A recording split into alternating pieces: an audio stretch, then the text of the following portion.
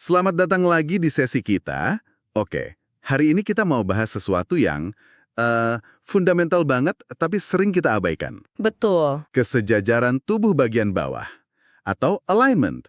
Dan sumber kita kali ini, jujur aja, benar-benar di luar dugaan. Haha, iya ini unik banget. Kita akan gali wawasan dari wawancara Ferit, seorang jurnalis biomekanik, dengan seekor kuda. Bukan sembarang kuda loh.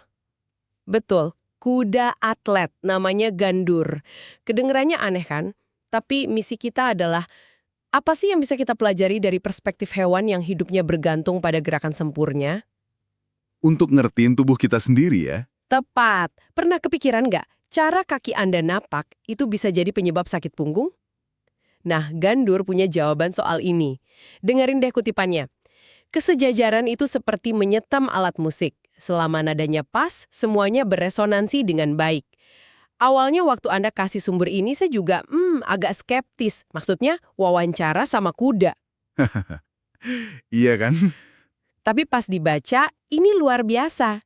Karena prinsip biomekanik yang Gandur omongin itu ternyata universal. Konsep kayak rantai kinetik. Rantai kinetik. Iya, gimana satu bagian tubuh mempengaruhi yang lain. Itu berlaku mutlak, mau kuda yang berdiri di atas 4 kaki, atau kita manusia yang di atas 2 kaki. Justru perbandingan ini yang bikin menarik ya. Betul! Kita jadi dapat pemahaman yang lebih kaya soal betapa krusialnya fondasi tubuh kita. Ini bukan cuma soal postur, tapi soal efisiensi gerak. Oke, mari kita bongkar. Saya penasaran banget. Gandur mulai dari yang paling dasar. Semuanya berawal dari fondasi. Selalu. Dia bikin perbandingan yang langsung kena. Buat kita, fondasi itu telapak kaki. Buat dia, ya tapak kukunya. Tapi yang bikin saya mikir itu soal kesadaran. Gandur bilang, kami kuda hidup di atas tanah. Secara harfiah, tumpuan 3 titik itu bawaan lahir. Bagi kalian manusia, itu harus dipelajari. Tumpuan 3 titik apa tuh maksudnya? Nah, ini konsep kuncinya. Tumpuan 3 titik atau trepie plantar yang dia sebut itu dasar stabilitas. Oke. Pada kuda, titiknya itu bagian depan kuku, istilahnya pinch, dan 2 tumit di belakangnya. Keseimbangan beban di 3 titik ini nentuin segalanya. Jadi kalau nggak seimbang, Dampaknya langsung kelihatan. Tapal kudanya aus sebelah, sendi di atasnya kerja miring, akhirnya panggul harus muter buat ngoreksi. wah, Sekarang, coba terapkan ke kita. Buat Anda yang lagi dengerin, kalau bisa, coba deh berdiri sekarang. Rasain telapak kaki Anda di lantai. oke, saya coba sekarang nih. Wah bener, berat badan saya lebih banyak di sisi luar kaki loh. Persis. Dan itu yang terjadi pada kayaknya kebanyakan orang. Mungkin karena lengkung telapak kakinya agak lata atau ya kebiasaan aja. Terus akibatnya apa? Saat Anda numpu di sisi luar, pergelangan kaki Anda kan sedikit miring keluar. Nah, kemiringan kecil ini itu memicu rotasi di tulang kering. Oh, jadi muter gitu ya? Iya, terus narik lutut sedikit keluar dari jalurnya. Lutut yang nggak sejajar, maksa pinggul buat kompensasi. Ini efek domino, kayak ban mobil yang spuringnya nggak pas. Masuk akal banget analoginya. Awalnya nggak kerasa, tapi lama-lama ban aus sebelah, setir narik, dan bisa ngerusak suspensi. Masalah sepele di telapak kaki bisa jadi akar masalah di seluruh sasis tubuh kita. Gila, efek domino itu nyata banget ya. Ini jadi jelas banget waktu Gandur cerita pengalaman pribadinya. Setelah pensiun dari pacuan kuda, dia bilang tubuhnya udah aus. Wajar sih untuk atlet. Dia sadar kalau dia lebih sering numpu di kaki kanan depannya. Tapi alasannya ini yang bikin saya kaget. Ternyata itu buat ngimbangin kelemahan di sendi hock atau tumit di kaki kiri belakangnya. Nah, ini dia. Tunggu dulu. Jadi dia lebih numpu di kanan depan karena masalah di kiri belakang. Itu kan diagonal. Gimana bisa nyambung sejauh itu? Pertanyaan bagus, dan ini nunjukin betapa canggihnya pengamatan Gandur. Hubungan diagonal itu inti dari cara tubuh bergerak. Baik kuda maupun manusia. Betul, tubuh kita nggak gerak lurus aja, tapi dalam pola spiral dan diagonal. Coba bayangin pas Anda jalan, lengan kanan maju bareng kaki kiri kan? Iya, benar juga. Ada koneksi lewat jaringan fasia dan otot yang membentang diagonal di tubuh kita. Dari bahu ke pinggul yang berlawanan. Oh, Pada Gandur, kelemahan di hock kiri belakangnya bikin dorongan dari kaki itu kurang. Biar seimbang, otaknya secara nggak sadar nyuruh tubuhnya mindahin beban ke pilar diagonal seberangnya, yaitu kaki kanan depan. jadi itu kompensasi. Betul.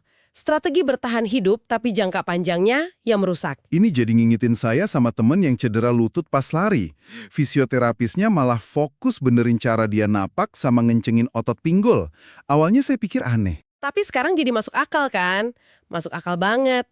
Gandur bahkan kasih analogi yang kuat. Jika Anda melakukan squat, tapi lutut Anda masuk ke dalam, itu adalah bencana berantai. Deskripsi yang sempurna.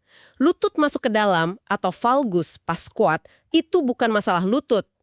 Terus masalah apa dong? Itu tanda fondasi Anda, tumpuan kaki, nggak stabil, atau pinggul Anda kurang kuat buat jaga tulang paha tetap lurus. Gandur ngeliat ini juga di kuda lain kan? Iya, dia cerita soal masalah ligamen, sakit punggung kronis karena panggul miring. Pada manusia, polanya sama persis. Tendinitis di otot gluteus medius, sindrom IT band yang sering dialami pelari. Akarnya bukan di situ ya? Seringkali akarnya bukan di lokasi rasa sakit, tapi di panggul yang miring atau tumpuan kaki yang salah.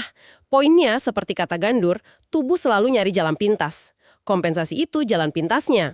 Tapi selalu ada harganya. Selalu. Harganya ya keausan dan cedera di kemudian hari. Oke, jadi dari kaki bisa ngerembet sampai punggung. Tapi gimana sama yang di tengah, pinggul? Pasti beda banget kan fungsinya di kuda sama kita? Tentu, rentang geraknya beda jauh. Gandur dengan jujur bilang, kami tidak bisa melakukan split.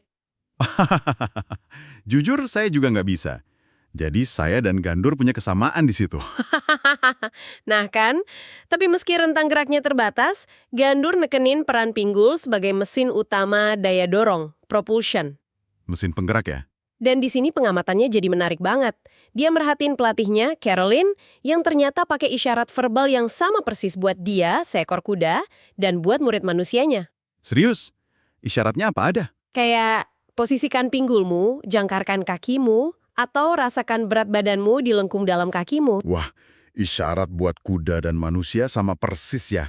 Saya kira anatomi yang beda total butuh instruksi beda juga. Ternyata kuncinya bukan di anatomi, tapi di kesadaran tubuh itu sendiri. Maksudnya?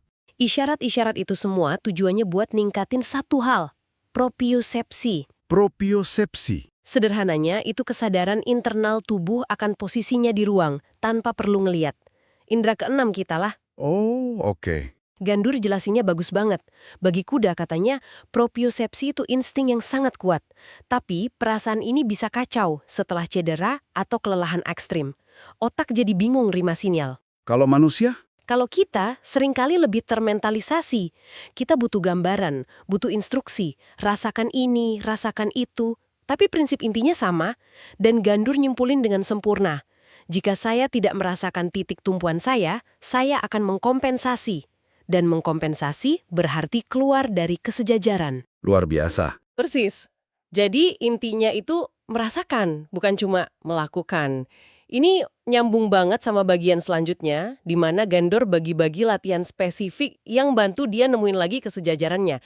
Latihan pertama kedengarannya simple banget, recule atau jalan mundur. Simple tapi efektif banget. Dari sudut pandang rehabilitasi, jalan mundur itu latihan luar biasa. Kenapa gitu?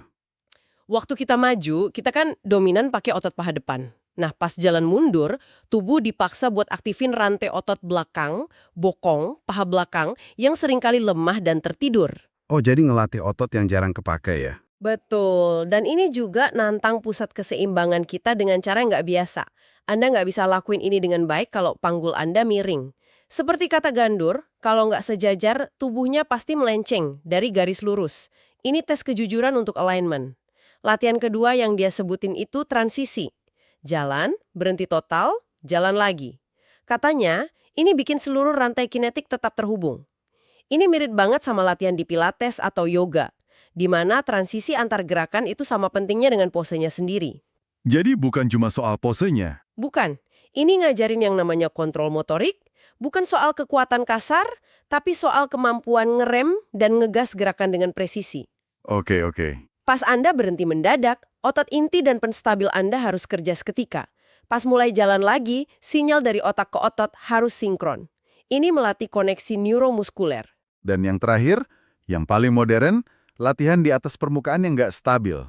Mirip kayak bantal keseimbangan yang kita pakai. Proprioceptive cushions ya. Dia bilang latihan ini benar-benar membangunkan anggota tubuhnya, dari kuku sampai pinggul. bikin dia jadi lebih sadar soal simetri tubuhnya. Ini praktek standar di fisioterapi manusia. Permukaan yang nggak stabil maksa otot-otot kecil di sekitar sendi pergelangan kaki, lutut, pinggul, buat terus-menerus bikin penyesuaian mikro. Oh, biar seimbang ya? Iya, otot penstabil ini sering kelewat di latihan biasa.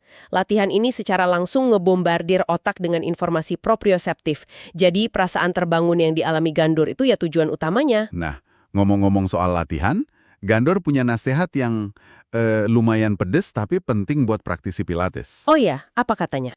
Dia bilang, berhentilah mencoba melakukan latihannya, mulailah berada di dalamnya. Jika Anda mendengarkan tubuh Anda akan menyejajarkan diri. Wah, itu pengamatan yang sangat mendalam. Iya kan? Dia lihat banyak orang terlalu fokus sama performa, sama pose sempurna, sampai lupa esensi gerakannya. Ini menyentuh inti dari semua praktik kesadaran tubuh. Yoga, Tai Chi, Feldenkrais. Gerakan yang sesungguhnya itu datang dari pemahaman internal, bukan sekedar niru bentuk dari luar. Jadi berada di dalam gerakan itu maksudnya? Anda ngerasain gimana tumpuan kaki Anda berubah, gimana lutut merespons, gimana pinggul muter. Kesejajaran itu muncul alami dari kesadaran ini, bukan dipaksa. Gandour bahkan nambahin, penunggang yang nggak sejajar itu kayak beban mati di punggungku, sementara penunggang yang sadar dan sejajar jadi mitra. Metafora yang kuat banget. Sangat. Gila ya, cuma dari obrolan sama seekor kuda, kita bisa dapat pemahaman sedalam ini tentang tubuh kita. Jadi, pesan intinya, kesejajaran itu bukan soal postur kaku yang dipaksa. Bukan sama sekali. Ini adalah koneksi dinamis yang hidup, yang dimulai dari cara kita berhubungan dengan tanah.